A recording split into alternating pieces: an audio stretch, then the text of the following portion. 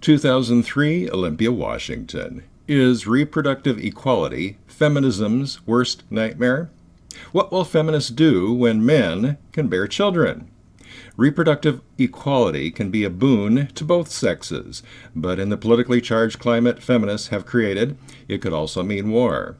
An ectopic pregnancy carried to term in Montreal recently demonstrated that it will someday be possible for men to become pregnant.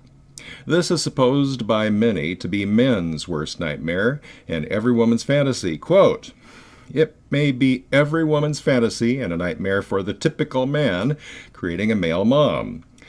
Dion Grant, 30, delivered a healthy baby boy after the fetus developed in her abdomen.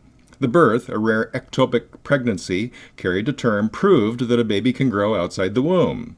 And if a fetus doesn't need a womb, then does it need a woman? Close quote. Ingrid Parrott's Miracle Birth Signals Male Moms, the Toronto Globe and Mail, Friday, August 15, 2003. While few men would wish to suffer pregnancy, the fact it is possible reduces the reproductive value of women.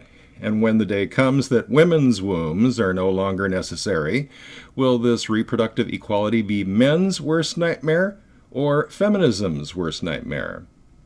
2016, Olympia, Washington. MGTOW discussions about reproductive equality focus on artificial womb technology, which may be still more than 20 years off. But while I was writing about artificial wombs as far back as 1999, as this article demonstrates, male moms are not only a possibility, but likely to happen sooner than artificial wombs. In the 1994 movie Junior, Arnold Schwarzenegger gets pregnant and has a baby. It was a big joke, and feminists hooted and hollered how men would never. But they're wrong. During the past 20 years, biotech has, as Ray Kurzweil observed, become an information technology which is subject to exponential progress. This means that during the next 10 years, what is known and understood about things like male motherhood today could increase by more than 1,000-fold, making it a near certainty.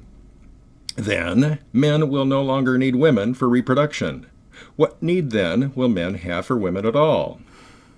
More than 40 years ago, I read a science fiction short story in which all female babies were discarded as human cloning had been perfected. The point of the story was that civilization needed women as much as men. Over the course of millions of years, the sexes evolved together. The male yang and female yin are each one half of a whole. I'll leave it to others to discuss and debate the details of that, but I believe it's true. One of my favorite authors is L.E. Modisett Jr., and one of my favorite Modisett series is the Recluse series. That's Recluse spelled R-E-C-L-U-C-E. All of the stories are the same, focusing on the interplay between order and chaos, structure and energy. Life requires both. In the same way, human civilization requires both the male and female, even if we don't need either sex for reproduction. When male dominance is anchored to female hypergamy, we get the rise of civilizations.